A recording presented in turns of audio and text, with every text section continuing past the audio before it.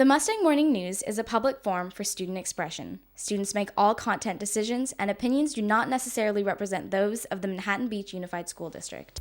On today's show, anonymous social media threats shut down school for 2 days. Then, Savannah Sinfield has the sports update, featuring our swim, basketball, and badminton teams. And our community is sending out an SOS, but it's not our citizens who need saving.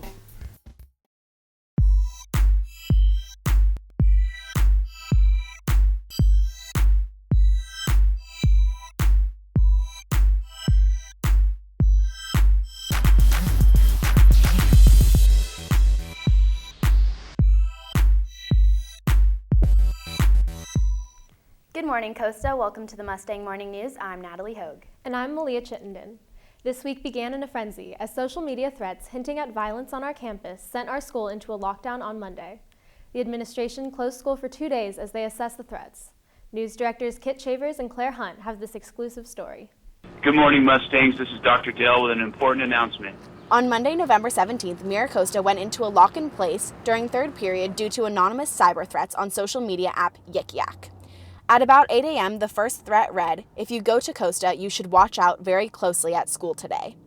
This caused the school to go into a lock-in-place that lasted nearly an hour. It's a little different than a lockdown. It's just we're holding kids in class while we get more information on the nature of the threat and the emergency. At 12:25, the lock-in ended and students attended their 5th and 6th period classes with police keeping watch on campus. After school on Monday, the threats appeared to be too vague to take action.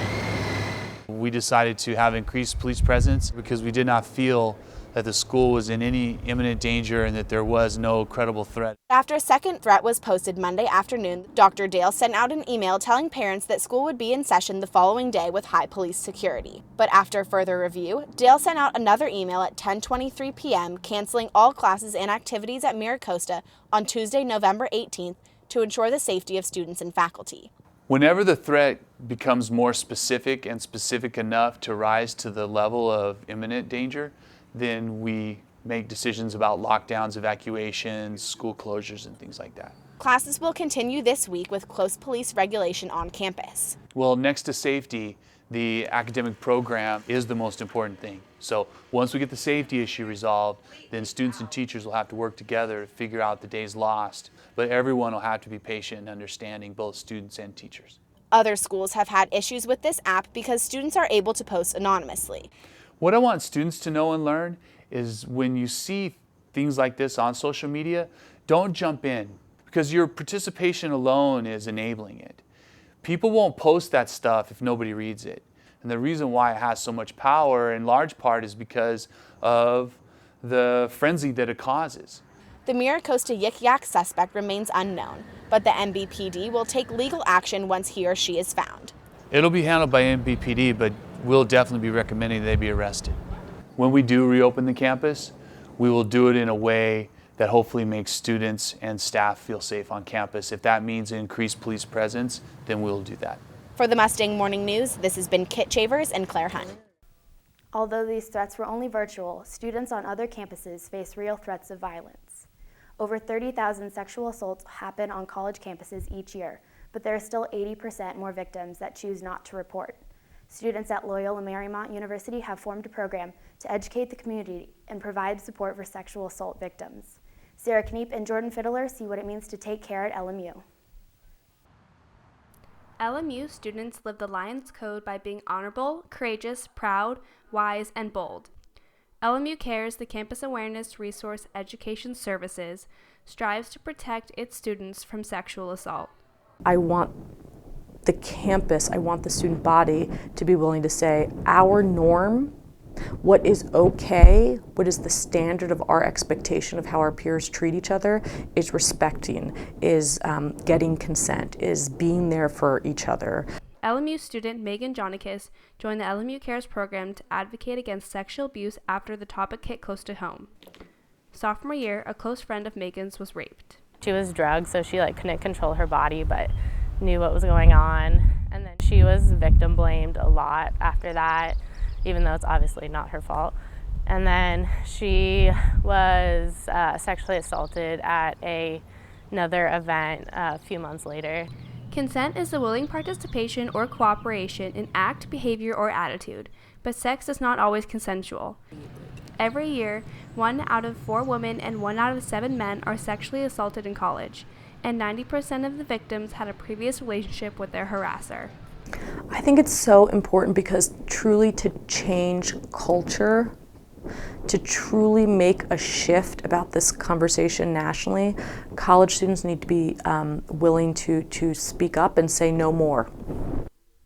In April, LMU holds a Clothesline Project, which is a worldwide program that Megan helped bring to the LMU campus.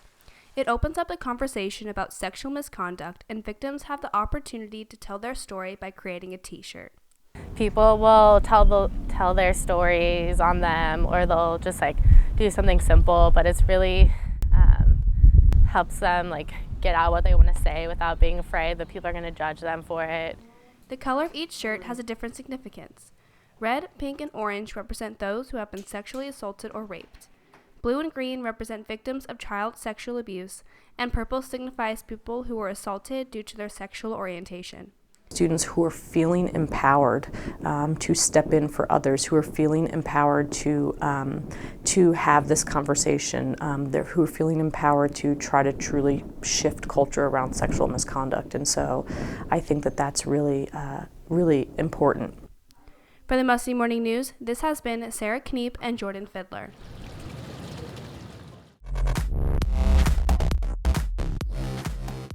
Teams from all over the South Bay gathered at the Miracosta Pool to compete in the South Bay Invitational yesterday.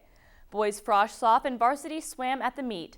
Andrew White set the meet record in 100-yard backstroke. Today, the girls' team will compete at home. Both girls' and boys' finals will take place on Friday. Miracosta girls basketball took on Peninsula in a Bay League game last night. Costa held on to their early lead of 15-12 in the first quarter and stayed ahead the rest of the game, winning 58-38. The Mustangs are currently ranked number 2 in their division and take on Inglewood this Friday at 6. Yesterday, Miracosta Badminton faced Mayfield Loyola at home. The Mustangs started off strong by winning their first 4 matches in singles, doubles, and mixed doubles. The Mustangs continued to apply the pressure and came out with a 21-0 win. Their first CIF match is next Monday against Cyprus. We really pulled through today and swept Loyola 21-0. And, everyone's a superstar today. With intense workouts, long practice hours, and traveling tournaments, student athletes often neglect their own health. This year, CIF has stepped in, limiting practice time for teams. Riley MacDonald and Alex Graves take to the field to see how our football team has adjusted to this new rule. From opening kickoff to the final whistle, players are constantly at risk in the high-contact game of football. CIF has taken note to this and has begun to take initiative to protect the safety of high school athletes. This was a good step to really talk about what's most important, which is the health and safety of students. Though they can't prevent what happens on the field, they can limit the time spent on it. CIF has implemented a new 18-hour rule that reduces practice time for all CIF-regulated sports to 18 hours a week, not including sixth period. They're taking away a lot. I mean, if you can't sit there and prepare yourself properly for the team you're playing, something's got to give somewhere along the line. And the Costa team has already begun to see results. During our past 2 days, no one was really getting hurt. Everyone seemed pretty well rested, and it was just overall, a success. In addition, our school now has an entirely new way to handle the most common injury in football: concussions. Wells Fargo is sponsoring a new program that can easily detect head injury with a variety of mental tests, comparing the results from the beginning of the season to the results recorded after an injury. I congratulate Miracosta and any of our schools doing it because it's the best thing really going right now. But it is currently uncertain as to whether this new technology will stick. We'll have a lot more information by the end of the year, and then we can kind of compare it and see if it really did help with reducing injuries. For the Mustang Morning News, this has been Riley MacDonald and Alex Graves. For many athletes, teammates are like family. The bond formed between 2 players is a chemistry that is necessary for their success. Peyton Murray and Jungo Cohn take a look at the importance of these unique relationships. Stop finishing my sentences. What? Gosh. We don't really have telepathy. If we had the same position, honestly, it would be a fight every 5 Yeah. minutes. Pitcher, catcher, hitter, setter, or doubles partners. Although athleticism is important to these positions, friendship is vital as well. Without friendship, there's not much camaraderie. I mean, it's one big team. We're a single unit. Camaraderie is not required to play the sport, but it is necessary for a team's success. We're always supporting each other, and as a setter, I like myself as a setter, and her as a hitter, we can work together and make things happen. The day before, we encourage each other to do our best the next day. Well, especially with pitching and catching, for them to have, like us, to have such good friendship, it just makes it so much easier and more fun. The players in each of these positions rely on one another for communication so that they can perform to the maximum of their ability. To be honest, at this point, it's almost gotten to the point where I know every single time like what pitch he's going to want me to throw.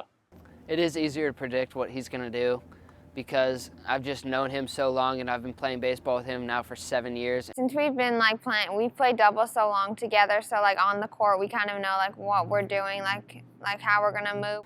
Being pitcher and catcher, it just forms some certain special bond. For the Mustang Morning News, this has been Junko Cohn and Peyton Murray. Nearly 40 years after the end of the Vietnam War, citizens still pay their respects to those who died in battle. Designed by artist Maya Lin, the Vietnam War Memorial in Washington, D.C. was originally controversial when it was constructed because of its solemn appearance. Today, criticism has subsided, and the wall attracts millions of visitors each year. Many of the memorial's tour guides are Vietnam War veterans and volunteer to help remember their fellow soldiers. Families will come and just talk to you, and they'll ask you to do a rubbing, and you trace over the name, and the name comes through. Okay? So you have that always with you. I always say it, especially this time of year, enjoy your freedom. Because if it wasn't for these people, that's why you're here. That's why you have all the freedom you do. And you have to say thank you, because everything you have right here is because of them. Amidst chaos on campus, COSA found a hero of its own last week when a dumpster caught fire in the Math and Science building. A fire commercial industrial at Maricosta. Inside the new yellow building off of Peck, a waste management trash can on fire inside the building. Senior Andrew Carnes volunteers for the Arizona Fire Department and was able to put his experience to use when approaching this emergency. I mean, the entire bottom part of the dumpster was on fire. There wasn't that much in it. I'd say it was about a quarter of the way full. ASB was already out with one fire extinguisher, and then I used that one up and then went to the band room and got another one and emptied that in to try and stop it. It wasn't fully stopped. It was still smoldering the bottom. Once engine 12 got on scene, they had their department take over. I think it was on purpose, following the rest of the vandalism that was going around on campus. It has since been discovered that the fire was caused by an AP chemistry experiment gone wrong. Southern California is having other chemical problems of its own as well. Clumps of tar the size of footballs have washed ashore, causing the LA County Lifeguard Division to close a 6-mile stretch of shoreline from Manhattan to Redondo while they assess the situation. Environmental group Heal the Bay is monitoring the cleanup, which is expected to last up to 7 days while the Coast Guard is testing samples to determine their cause. Despite the oil contamination, sunshine and warm waters are a draw for surfers and swimmers. But for marine life who rely on cold waters to feed in, these higher temperatures can mean a struggle to survive. Since the beginning of the year, over 1,000 sea lion pups have been stranded on Southern California beaches. Annika Gilboy and Natalie Hogue headed to the beach to find out why. A wave of sea lion deaths has plagued the Southern California coast. The mortality rate of juvenile sea lions has been unusually high in the past 3 years. The shoreline has been spotted with sick and dead sea lions. But co-director of the Roundhouse Aquarium, Eric Martin, urges us that this epidemic is just a simple act of Mother Nature. It's a sad thing to see for a lot of people, but that is population control in sea lions. But when you get too many animals in a spot, something happens, disease, famish, whatever, and the population of things get back down into normal again. Since sea lions aren't inherently maternal, pups are often abandoned when the food source becomes scarce. The mothers swim to colder waters with more available fish, leaving their pups to fend for themselves. While this problem can't completely be solved by marine biologists, organizations like Tarzan Stand-Up Paddleboarding still make an effort to raise awareness through sponsored events. This paddleboarding shop hosted a paddle out in support of the sea lions. It shows how strong your community is, and we live at the beach, so we're going to be affected by the sea life, and it's important for us to just kind of band together and help where we live. It makes it a better place. After El Nino passes, Southern California will be able to say, "See you later" to this epidemic. Eventually things will get balanced out, but right now we'll always have that fluctuation. When everything balances out to normal, then everything will be happy and everybody will be happy again and be lots of food around. For the Mustang Morning News, this has been Natalie Hogue and Annika Gilboy. Marine animals aren't the only ones struggling to find a home in the South Bay. With nearly 70 million stray dogs and cats in the U.S., animal shelters are working to find loving homes for these pets. Savannah Simfield and Sam Schwartz take a look at life in the dog cage. From dogs to kittens, many types of animals across the nation and around the South Bay are taken into shelters and put up for adoption. There's a variety of reasons how animals get out of homes. Sometimes it's as simple as you open the door, dog runs out. It's very dangerous for dogs to be out in their yards at night. There are predators that can jump fences. SPCALA and the Lovejoy Foundation are local organizations that work to raise awareness about animal abuse and give abandoned and lost animals new beginnings. We do adoptions from these centers. We have a humane education program where we go out into classrooms, we go out into the public, work with kids in tough neighborhoods. Over 8 million cats and dogs end up in animal shelters like this one every year. Organizations like the SPCALA help animals like Yogi find new homes and save them from the streets. Well, we get a lot of dogs and cats, but with that said, we get a variety of animals. We've gotten everything from peacocks to potbelly pigs. At the SPCA, we have a 93% adoption rate, which is awesome, but we work really hard to have that. Volunteers at the SPCALA and Lovejoy form connections with these animals and help maintain their high adoption rates.